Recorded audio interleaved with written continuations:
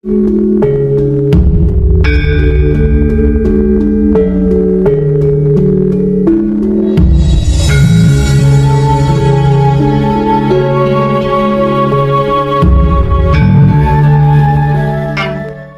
masih rasis hingga detik ini, yang melakukan narasi sesat mereka sebagai cucu Nabi ternyata tidak benar, dan mereka yang ingin membelokkan sejarah wajib untuk ditindak dengan tegas. Atau kami dari keluarga Kerajaan Nusantara, Wali Songo, kami akan menagih janji Pak Prabowo, mengingatkan pedihnya penjajahan itu, bahwa kita dulu pernah dianggap lebih rendah daripada anjing.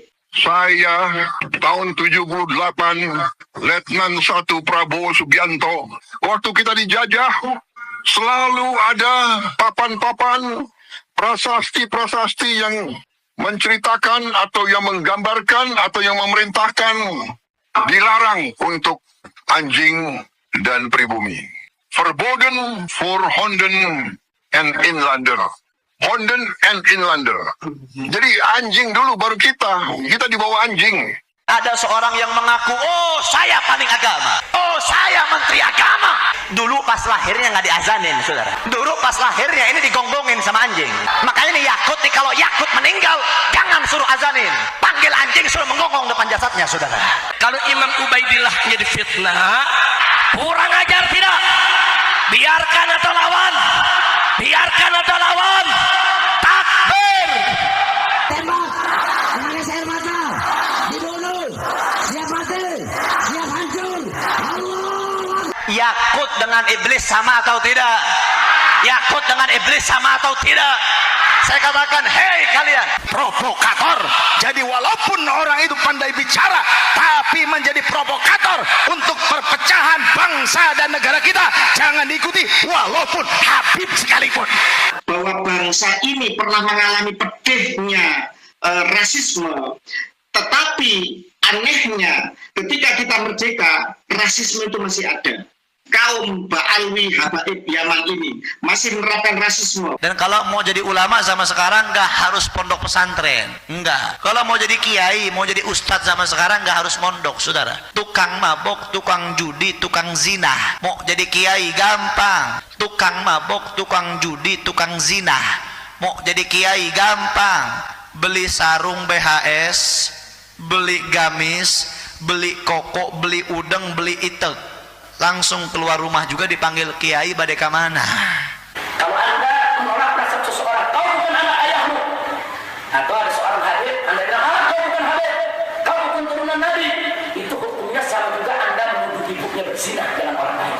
Termasuk juga sejarah Nahdlatul Ulama yang mau dibelokkan, dan banyak hal. Politik segregasi kelas, rasisme ala penjajah ini masih mereka terapkan dengan isu kafaah pernikahan, kesetaraan di dalam pernikahan itu sendiri. Saya itu kawin syarifah, saya itu disuruh cerai saya. Oh, lu sampai ada usah masuk takbir. Gak boleh, Beb, ya. Saya itu, syarifah kawin ambil orang supir, di Kalisat, ambil tukang paras, di Probolinggo, syarifah terapkan, kawin ambil supir truk. Anda lihat sekarang syarifah yang tidak taat kepada Rasulullah, membuka aurat, sekarang sudah digandeng dengan orang lain. Tubuhnya yang dari daging Rasulullah, dari Fatimah Zahra, sekarang sudah dinikmati orang lain. Jangan rendah diri di hadapan keturunan Yaman, jangan rendah diri di hadapan keturunan Arab. Kita bangsa Indonesia, turunan Nusantara, keturunan raja-raja yang luar biasa. Betul? Lihat Yaman, ada gak peradaban seperti di Indonesia? Kalau ada sekarang keturunan imigran Yaman yang merasa lebih mulia dibandingkan bangsa Indonesia, pulang saja kalian ke Yaman. Di Yaman lebih butuh kalian dibandingkan di Indonesia. Ketika Anda menikah dengan syarifah, itu ada maksiat di dalamnya. Apa maksiatnya? Anda menyakiti hati para Alawiyin. Berarti Anda sudah menyakiti hati kekasih Allah Subhanahu wa taala, yaitu Nabi kita Muhammad sallallahu alaihi wasallam. Adakah kemaksiatan yang lebih besar daripada menyakiti hati Nabi kita Muhammad sallallahu alaihi wasallam? Nah, di dalam masalah ketika seorang ayah menikahkan anaknya, tidak dalam keadaan satu kufu dengan cara memaksa ini, maka apabila perempuannya itu tidak mau, maka nikahnya ini tidak sah. Yang demikian itu hanya ketika terjadi perselisihan itu, tidak kemudian menjadi syartu sihah. Banyak orang yang salah kaprah kemudian menjadikan kafa'ah sebagai syartu sihah, syarat sahnya nikah. Jadi kafa'ah ini hanya sebagai syarat sah, syarat luzum. Namanya syartul luzum, syarat terus atau tidaknya pernikahan. Kita anggap bahwa keturunannya Nabi Muhammad ini cuma Habib saja, sedangkan Sarifah enggak. Sehingga kita berani kurang ajar dengan Sarifah, kita berani mengentengkan Sarifah, bahkan berani mengawini Sarifah. Bagaimana itu mau dapat syafaat? Video seorang Habib yang mengatakan bahwa tidak sah seorang Syarifah menikah dengan orang Indonesia karena tidak sekufu. Nah, ini salah paham dalam memahami bab kafa'ah di dalam mazhab Syafi'i. Hal-hal yang bersifat rasisme, hal-hal yang kemudian akan membawa kepada perbudakan itu sendiri, terutama perbudakan spiritual yang ini mereka lakukan atas nama sebagai keturunan Nabi. Di tubuh Anda mengalir darah Rasulullah, ya. Di dalam tubuh saya mengalir darah Rasulullah. Kenapa? Ha? Iri. Iri. Nakhwatul jahiliyah. Kebanggaan jahiliyah. Kukuan. Gengsi jahiliyah. Tradisi, adat, budaya jahiliyah. Wa ta'azzumaha lan anggone ngegungake jahiliyah bil aba kelawan nenek moyang bapak. Aku keturunan Adnan, aku keturunan iki, ngeduk-ngedukno keturunan itu.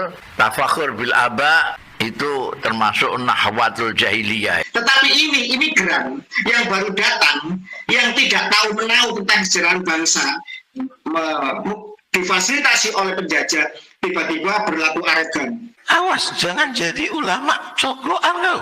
Akhirnya kamu dimisalkan seperti anjing persis. Woi anjing, woi babi, kenapa? Au hina abai. Au anjing anjing. Kenapa? Ada itu sahabat Nabi, ente binatang anjing. Kalian asal jauh-jauh anjing ini yang bikin rusak pondok. Ini binatang ahli neraka. Siap bersama habaib, siap dukung Ba'alwi, siap sikat begal-begal nasab. Takbir. Saya tantang para begal nasab. Hei Yahudi pesek, gua kepret loh. Dia ngomong sedikit aja ngelunjak, kita bisa melawan. Tapi kalau dalam hati kita masih ada sedikit saja kepercayaan, sulit kita untuk bisa membela diri ketika sedang berhadapan.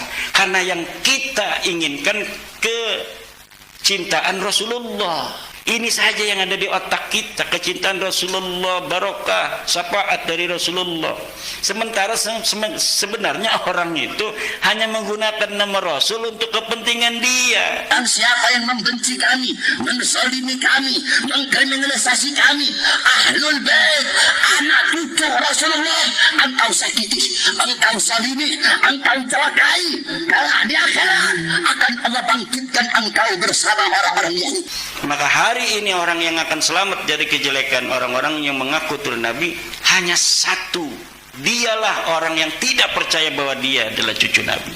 Selain itu yang masih ragu-ragu, iya ora, bisa masih ditekan, masih bisa untuk diintimidasi. Kamu nggak percaya, kamu akan masuk neraka. Aneh ini cucu Nabi, duriat Nabi, cucu Nabi, kekasih Nabi dan sebagainya. Kita akan terngiang-ngiang. Tapi lamun deklarasi di dalam Undangan Rabita Alawiyah kemarin itu sangat-sangat kurang ajar.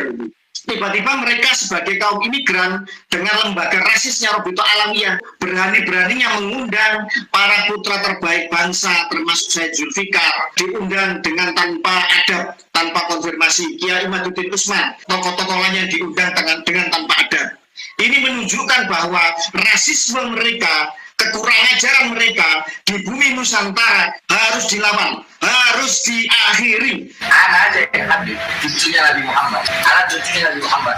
Kacau tidak? Kacau tidak? Kacau atau tidak? Pancasila, kebinekaan tidak tiba-tiba muncul dari ruang hampa. Mohon maaf, ini saya lagi persiapan untuk acara Matra. Matra itu Majelis Adat Nusantara, yang terdiri dari keraton-keraton Nusantara yang nanti akan diselenggarakan mungkin minggu depan. Itu di Jawa Timur. Saya juga tergabung di dalam Dekan, Dewan Kerajaan Kesultanan Adat Nusantara. Saya aktif juga di sana dan menyuarakan suara-suara tentang keprihatinan kita terkait masalah upaya pembelokan sejarah, pemalsuan makam, dan lain-lain. Ketika Bapak Prabowo Subianto itu menyampaikan dan mengingatkan kita semua bahwa bangsa ini pernah mengalami pedihnya rasisme, tetapi anehnya ketika kita merdeka, rasisme itu masih ada.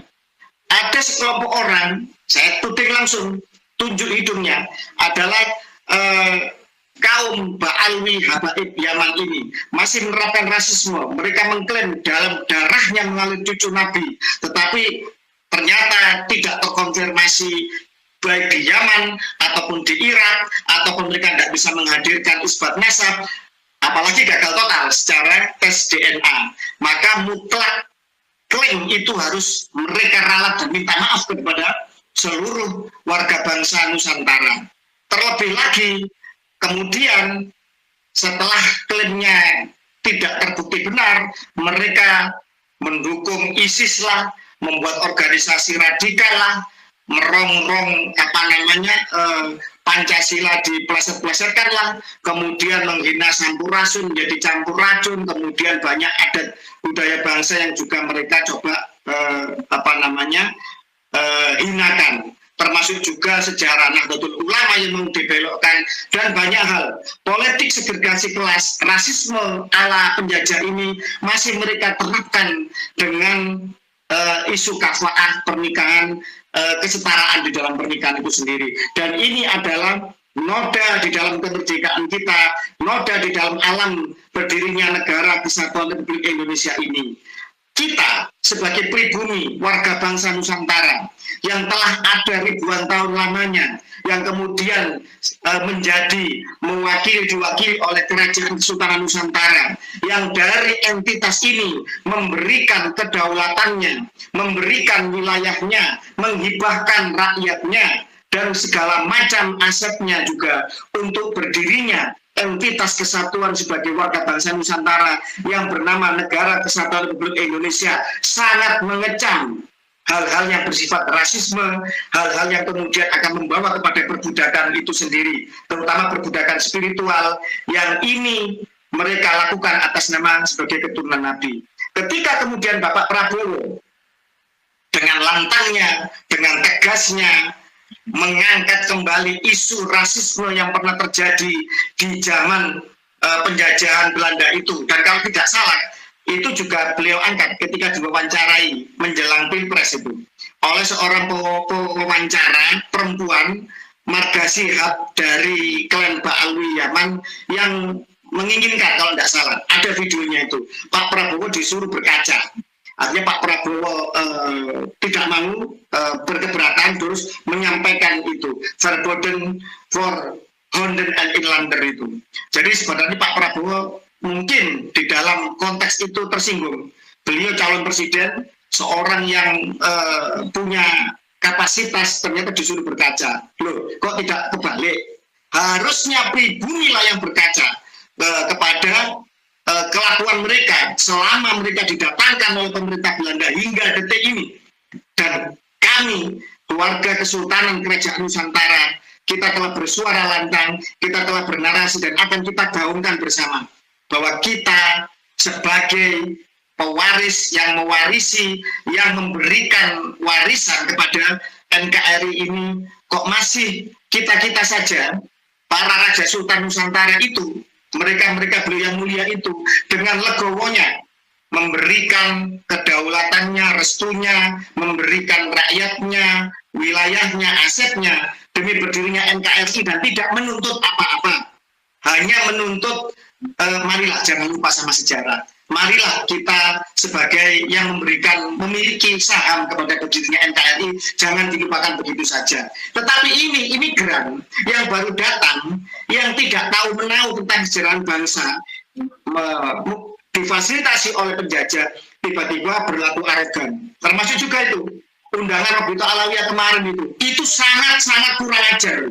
Kenapa? Pribumi dengan segala macam keikhlasannya membangun peradaban berbangsa dan bernegara, termasuk menganggap para imigran ini sebagai saudara. Tiba-tiba mereka sebagai kaum imigran dengan lembaga rasisnya Rabita Alawiyah yang didirikan pada tahun 1928, 2 bulan setelah Sumpah Pemuda, dan mereka tidak mendukung Sumpah Pemuda.